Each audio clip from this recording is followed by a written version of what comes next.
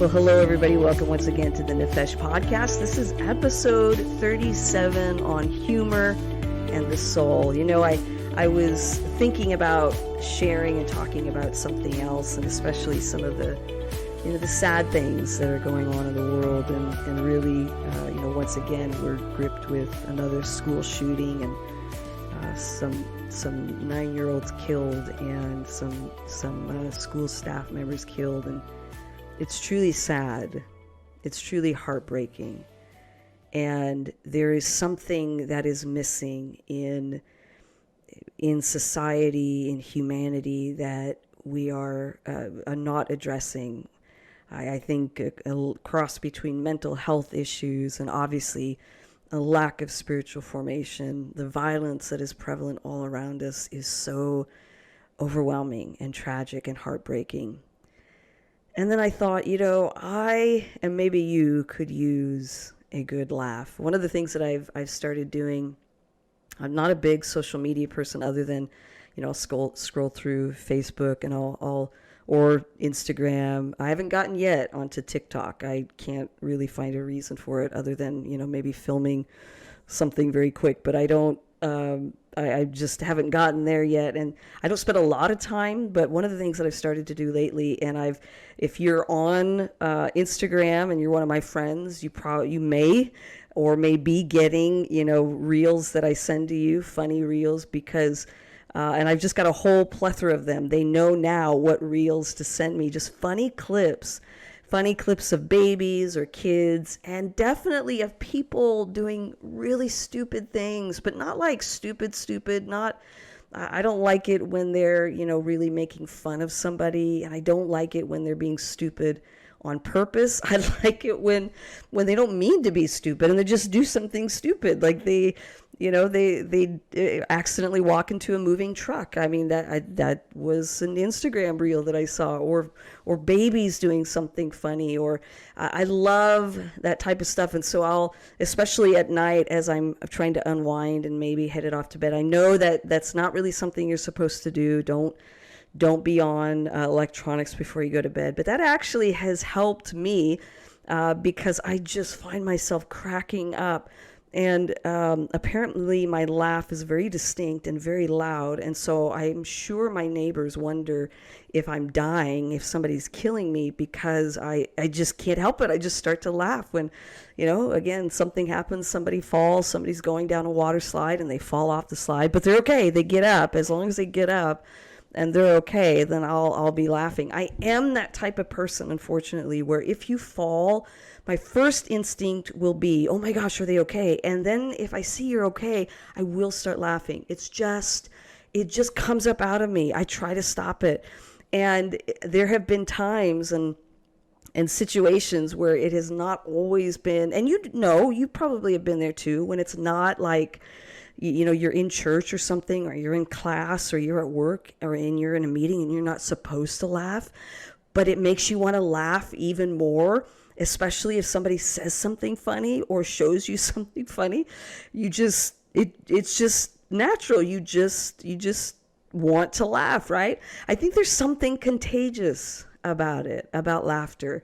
I know there scientifically is something contagious about smiles, that if you smile, that not only will others tend to smile back at you, but they do say it does lift your mood, even smiling, even just right now where you are, just starting to start to smile.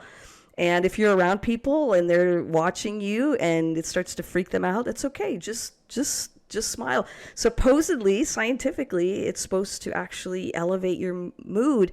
And I think the same thing happens with humor. I think that's why we are attracted to people who make us laugh, who bring some levity to situations, who can crack a joke even in maybe serious situations.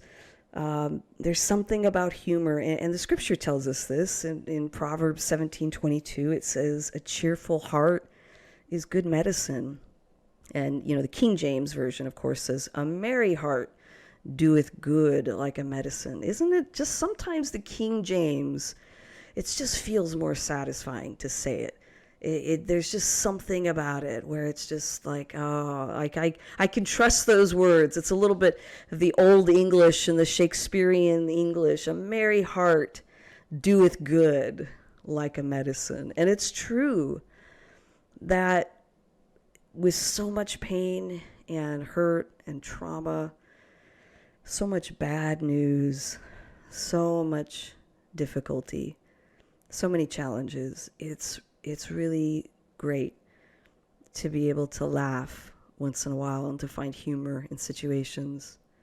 I had the privilege recently of attending a conference, and at the conference there were some graduate students doing their symposium. It's essentially like a presentation of their final project for their degree or their thesis, and they have to do it in front of people. And one of the grad students was doing it on humor in the Bible.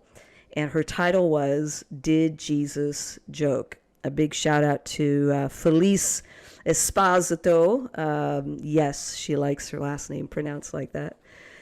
For that presentation, she did an excellent job. And the title was, Did Jesus Joke? And then for the next 15 to 20 minutes, she was sharing, it did really good, really, really scholarly work, but also threw some humor in there and used some probably modern memes and pictures to reflect that humor that is in the Bible that, I think sometimes gets lost on us because of culture and language. And it's hard to know when somebody is making a joke if it's written down. And but really did a good job of portraying some things that, that and made a good point that the unexpected moments in the Bible, things that the audience would not have expected, is meant to kind of arrest or draw their attention to a situation and can be humorous. But I love that she spent time doing that. I love that idea of a part of our makeup as humans, a part of our emotions, a part of our being is humor. Now, I don't like humor that puts people down. In fact, there are some TV shows that I might struggle to watch if they're constantly putting people down. I love the show The Office, but there are times when it's just like, dude, Michael, like, chill. Stop being mean to poor Toby. Like, give the guy a break. I mean, now Toby, he doesn't always help himself because he's kind of got this long Eeyore face, like Winnie the Pooh in the Winnie the Pooh series. But there's those types of things that I can only stand for so long. And I don't like corny, like truly slapstick humor. But there are times when, people, again, falling and hurting themselves or something unexpected happening. And I really like that Felice really brought that out in her presentation, that the unexpected, something that really kind of jars the audience, something slips out of somebody's hand, somebody falls, somebody interrupts the situation, the kind of the crazy, again, the things that you wouldn't normally be there. They're meant to kind of disrupt at times, disrupt the story, disrupt the situation, and they can be funny. They can be humorous. I think, for the most part, I think that is common in all societies, that we can, appreciate and find the humor in something unexpected happening that's obviously not too dangerous or not tragic, but that allows a situation to be lighter. Again, think about, when you're in church and you're trying not to laugh. Maybe somebody breaks wind, as they would say, passes gas, or I don't know other euphemisms to say, farting, but somebody does that in church, and all of a sudden, maybe you heard it, or maybe you just smell it. How do you stay quiet in that type of a situation? In fact, I remember years ago, I had the privilege of going. Jeannie Mayo has to be one of the most, if not the most amazing youth pastor ever. And many years ago, I visited her church when it was in Rockford, Illinois, and she was a youth pastor there. And I had the opportunity to sit in one of her sessions as she was talking to this group of students. They were Master's Commission students, and I guess they have a weekly meeting with her. And so, and it was right before Easter, and the whole group of them, I think it was like hundreds of students in this Master's Commission discipleship program. And they were all tired. She's like, are you all tired? I mean, it's getting close to Easter, and everybody's like, yeah, we're so tired. We don't want to lecture. We don't want you to preach at us. And so she's like, all right, so I'm just going to talk. And she just starts talking and sharing stories and sharing funny stories. And I guess something that happened to her when she was counseling a student one time is that this student let wind in a counseling session. And I think it was kind of like nobody wanted to acknowledge that it had happened. And the person just kind of earnestly kept trudging along, and she's doing her best not to laugh. But those are funny situations, right? Something out of the ordinary, something you don't expect, something, like you say something unexpected, but especially in situations where you're supposed to be taking it seriously, and you're supposed to be focused, and you're supposed to be, not doing the unexpected. You're supposed to be proper, or it's everybody's in silent meditation or whatever it is. It's hard in those situations, and it makes you want to laugh even more. I have got plenty of funny, embarrassing stories about myself, especially being in situations that are awkward, or talk about trying to be reverent and very somber in situations. Years ago, way back when I was a teenager, at the church that I grew up in, we had kneelers or altars that were at the front, and it's not a Catholic church, but it was really cool in that even though it was kind of old school, it didn't feel old school. So at the very front, there were the altar, these kind of benches where you could go and pray. And of course, there would be altar calls in these services. But Sunday nights, back when they had Sunday night service, Sunday night would be kind of like an extended time of just being around the altar and praying and worshiping. So you weren't at the altar necessarily because you were repenting of something or because you had done something wrong, but you were just there, almost like, the church would just kind of move into the altar and using an old religious term, would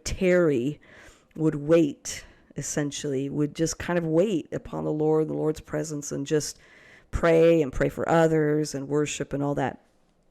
Well, way back when, my growing up in my family, we had to wear dresses as girls and to church. And so in the morning we could wear dresses, but at night we could be a little bit more casual, which means we could wear like a skirt and a top. So I'm there at the altar, and I'm worshiping and praying and having a good whatever time with God, but I'm in a skirt, and believe me, men, you won't understand this, but especially if you've been in a church setting like that, you have to be thinking about your dress or how you are dressed in those types of church situations. If you've grown up in church, old school church or church like that, you know what I'm talking about. So those who come from like a Pentecostal or charismatic tradition, and they're used to being what we call slain in the spirit. I found out a few years ago that some people in the South call it falling out.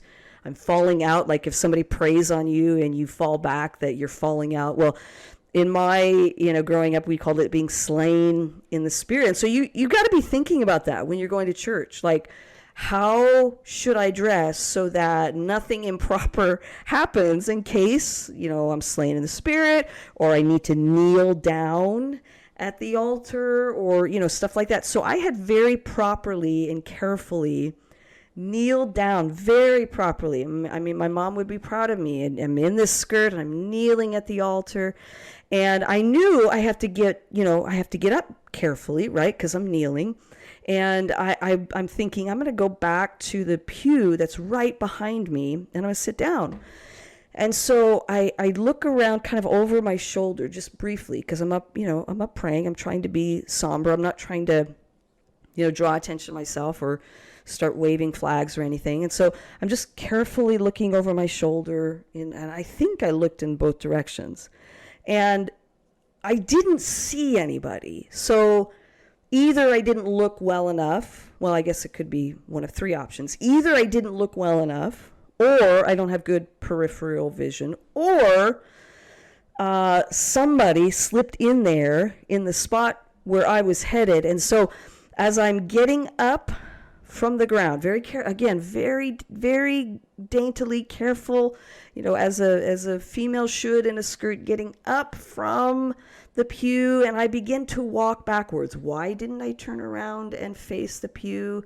I was just trying to be very somber, and not somber, but very reverent, and I was doing it, trying to be very smooth. I think that was probably my first problem. I was trying to be too graceful, too smooth, and I should have just turned around, but I didn't. So I start backing up slowly, and I begin to sit on what I think is the pew.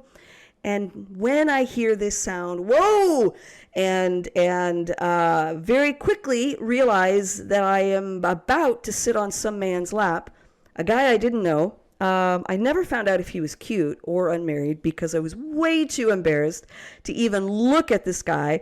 I quickly I don't even turn around. I just very quickly sidestep to the right a few steps and then sit down and then close my eyes for the rest of the service. I'm waiting until they're turning off the lights in this church. I don't want to look at anybody. So embarrassed. I don't know if anybody noticed. It's more than likely that everybody else in the church they're focused on themselves. It's typically we are, or their eyes are closed or whatever. But I was so embarrassed. I'm waiting until the very, very, very end. Again, I never really saw the guy. I don't know what he thought, if he thought I was hitting on him. I definitely was not. If you were that guy, I was not hitting on. Actually, it depends upon whether you're good. No, I was not. I promise, I was not hitting on you. But and looking back years later, of course, I can laugh at it now. But in that moment, probably what would have been great is if somebody had seen me and somebody had laughed. I think it would have broken the awkwardness of that experience. But I think it was all done kind of in good nature, and whoever the guy was, he knew that I wasn't trying to sit on him. I just didn't turn around and carefully look. Speaking of sitting on things, there is another story that's not so much embarrassing, funny, but very, very, very, very painful. It's the story of the curling iron and myself. Why is there a curling iron involved in this story? I have curly hair, was born with curly hair. It seems like it came out. I came out curly haired. In fact, my hair was so curly that when I was younger, my dad used to call me Goldilocks. I had this white blonde curly hair, and then as it grew out, it got really long and thick. But it's essentially been curly most of my life. And so curling irons were not something I ever needed, but one of my sisters liked to use them. And so, in one, and you know who you are, in one situation, my brother and I were in my room and we were playing Barbies. And that part is not important to the story, but I always like to bring it up because I think it's funny that my brother and I are playing Barbies. Now, I think it was kind of a trade-off that I would play G.I. Joe with him if he would play Barbies with me. And of course, he was always Ken, right? So, it's not like he's playing the female Barbies. He's playing, guy and girl, and there's enough Kens to go around and all that kind of stuff. So we're playing Barbies. And in my room, there's a big mirror over my dresser. It was a room and furniture that I inherited from my older brothers and sisters, of course. So I don't, remember how it got there or why we had it. I didn't really use it a whole lot. But my older sister was in there, and she was, while my brother and I were in there playing, she was also in there just kind of, curling her hair and just kind of looking at herself in the mirror and just seeing different hairstyles and all that kind of stuff. And so at one point she leaves and the curling iron is still plugged in. It's still on. But it drops. It's on the dresser, and it drops, and it lands on my foot. And the funny thing is that I can still remember the shoes that I was wearing, and I can remember it. I think it's slightly like singed part of the shoe. And so I remember thinking too. I don't remember a whole lot from my childhood, but I remember this. I remember thinking, "Oh, that's a dangerous place for the curling iron. I better put it somewhere safe." Pause for dramatic effect right here. I better put it somewhere safe.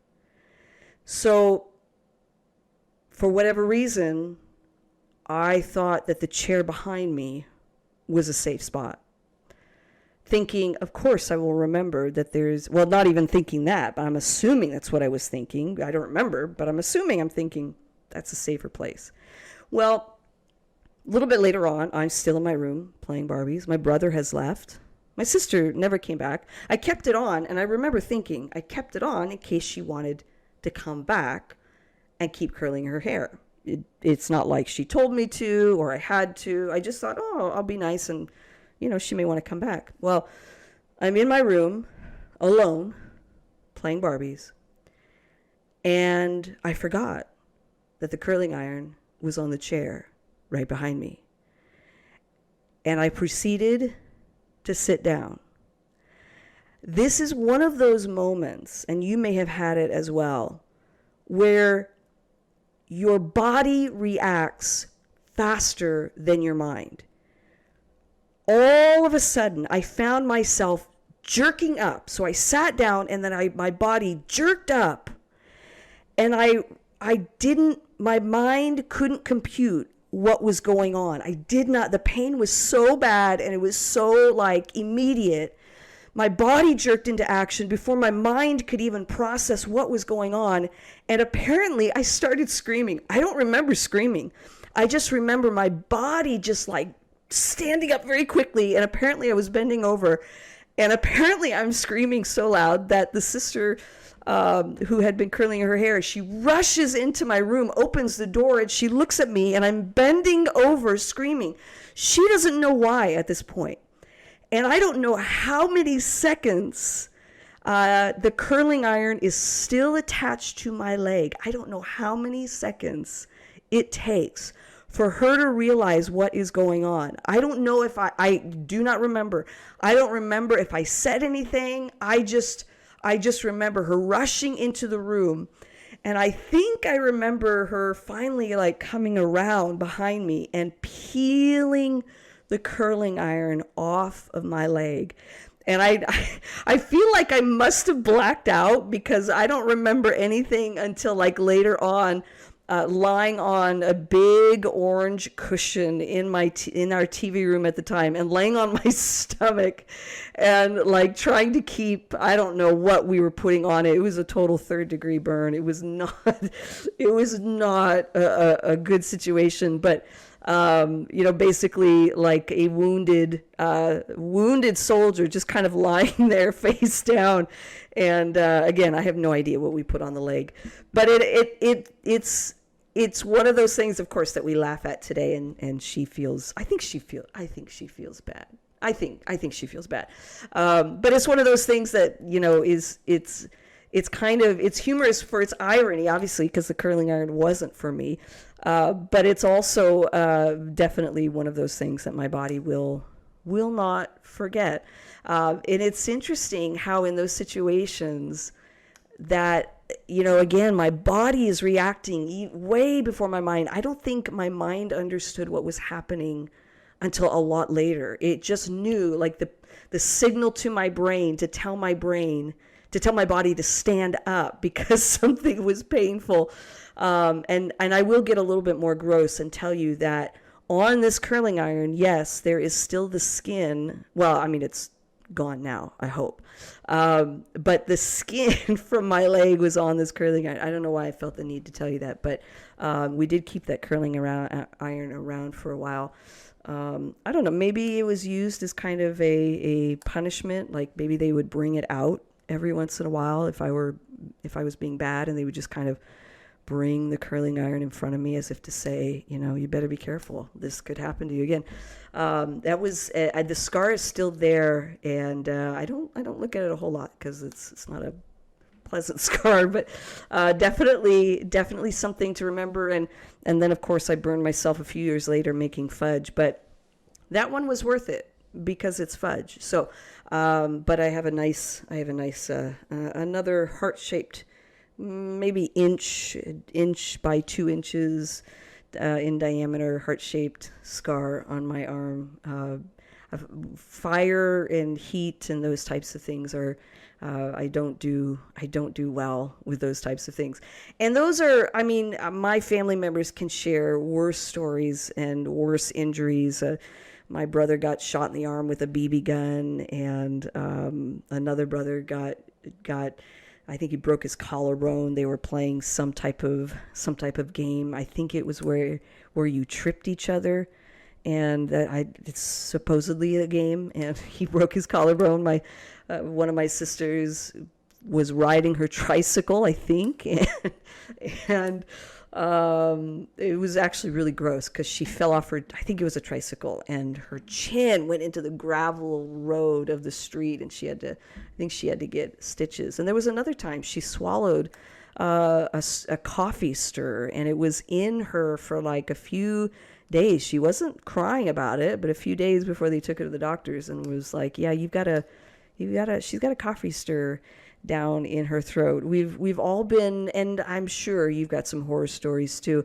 I did find out early on that I was, even though I'm pretty good, like with sports type stuff. I can shoot a basket, I can throw a football, I can I can hit a ball, a baseball, I can throw a ball.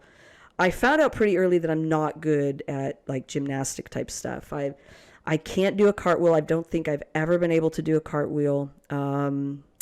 I used to be able to do somersaults. Now I'm older. I haven't tried. It's a part of my life I can leave, there. I'm getting too old for that. But never been able to do a cartwheel. Never been able to do those types of things. And they used to have these, like, I don't know what they were called. Maybe T-bars, if that makes sense. It's like a big staple. Like where you staple papers together. I think that's what it was called, the T-bar. And I don't see them on playgrounds anymore because I think they figured out that they're dangerous. But on this playground, they had one. And I used to see girls and guys, swinging around. So you sit up on this bar and you hold you put your hands on the bar. And actually you can put them like to the sides of your legs and between your legs, and you swing around. Like you can swing down and then you swing up, you pop up, and you have to swing fast and you have to hold tight, and but you can do all sorts of gymnastics tricks. Well, I can't, and I found that out by trying. I got on there and was trying to swing. I was sitting and I tried to swing down and pop back up, and instead of swinging down and popping back up, I swung down and my face did a face plant into the ground and got a bloody nose. I think that may have been the injury that caused me to have a deviated septum. It didn't occur to me until maybe a year or two ago. I've got a deviated septum and so some chronic sinus issues, but I wonder if I actually like damaged my nose or broke my nose. There was blood. There was a lot of blood. That's all I know. And I did find out very quickly that I am not good at gymnastics type stuff. I also found out I was an adult by this time, but at least not too far along in my adult years. But I also found out that I needed glasses, and I found that out while driving. That a couple of different experiences of driving at night and thinking a driveway or thinking a sidewalk was a driveway somehow, driving right into the curb and popping a tire. And that was all done with youth from my youth group in my car. So that was wonderful. And then another time pulling out of a gas station and driving the wrong way down a street, thinking that it was like a 2-lane road, but it wasn't. There was a divider, and I was driving down the wrong side of the road at night, and finally occurring as cars are honking at me that I'm actually going the wrong way. Thankfully, nothing happened there, thankfully. But I've also had, and you've had these too, experiences maybe where we've been absent-minded and done something. Thankfully I've not left a kid anywhere. But I know that happens to some parents. Just no judgment, parents, no judgment. I mean, judgment if it's really long, like if it's hours, come on, like, but it happens even to the best of us, where you kind of lose a kid, especially if you have more than one kid, or if the kid is very stealthy, if they they're very sneaky. I won't call her out. You know who you are. One of my nieces is really stealthy and really sneaky. And she just has a way of kind of not getting lost, but when she was really young, she used to take things, not trying to steal them, but she would take them and hide them. And it was like a game. And so you wouldn't even notice. So you'd maybe come home and you'd put like your keys down somewhere, your phone, and you would look again, you'd turn away for a second, you look again, it's gone. And you're thinking, oh my gosh, what did I do with my keys or my phone? I'm losing my mind. And she has taken it and hidden it away in this little stash area. And I think they found it at various times.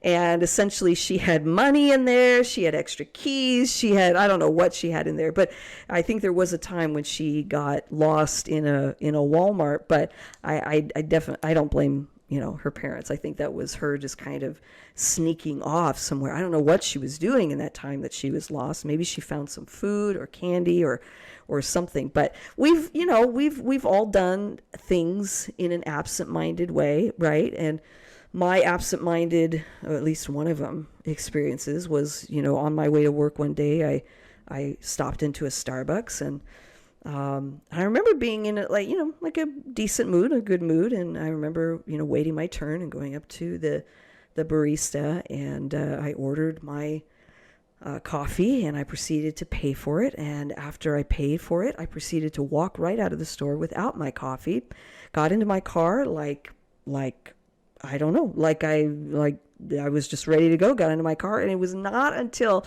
I was halfway to work that I realized, where's my coffee? And at first, I was so absent-minded that at first I thought I had left it on my car, on the top of my car, because I have done that. Well, not with a coffee, but I've left a wallet or like a what do you call it? Like a bifold, not a bifold, but where you keep like a little thing with your money and credit cards and coins, whatever girls, females use. And I left it on top of my car once, and it flew away, and that wasn't good. And so I thought, did I leave this coffee like on top of my car? And I kind of looked really quick, and I looked at my windows, expected to see like coffee running down it. I honestly could not remember what I had done with it. I don't remember when I finally realized that I ordered the drink, I paid for it, and then instead of going to the, where you go to the part of the kind of the coffee bar where you just stand there and wait. Instead of doing that, I just walked right out of the store and got into my car as if I had my coffee, and then didn't realize it until I'm halfway to work. We've all done those types of absent-minded things. And of course, it just reflects the busyness of our lives, that we can get so engrossed in something that, we can not notice what's going on around us. But life is full of humor. It's full of a lot of pain, a lot of brokenness, a lot of challenges, but it also is full of humor, and it is full of the simplicities of humor. Watching a cat get scared. They really are scaredy cats. Like there's a reason they get that nickname. Or dogs pretend to be all very strong, and then they get scared at something, or scaring others, in a playful way, or getting scared, or just enjoying the various mannerisms that we have and the way we say things with various inflections. And life is full of humor, even in the midst of challenge and tragedy. And I know that even in some of my most difficult moments, being able to laugh and being surrounded by people who could make me laugh, or being in a situation where others are telling stories and able to laugh, that those are moments to be treasured. And I think I want to encourage you, wherever you are at in your spiritual journey and wherever you are at today, that if it is a difficult time for you, if it is a painful time, find somebody, a friend or somebody who you know can make you laugh, and spend some time with them. Go on Instagram and watch some funny baby, cat, dog, whatever type of thing, and allow it to lift your spirits. Life will have so much more pain. It feels like at times that pain and difficulty only seem to get worse in life. But the older I get, I find that at times, the more I am able to laugh at certain things, and maybe even things that years ago I wouldn't have laughed at, not bad things, but I think the humor, while pain has increased in life, I think the humor has increased even more. And so go and find yourself somebody who will make you laugh, or sit by somebody who laughs a lot, and you can enjoy them laughing, and allow this moment to, even if it's briefly, allow that scripture to be true in Proverbs 17:22, where a cheerful heart is good medicine to whatever it is that you may be struggling with. And not, again, denying the difficulties or challenges that you are facing, but almost putting those things on pause and taking a brief moment to smile, to laugh, and to appreciate those things in life that are positive.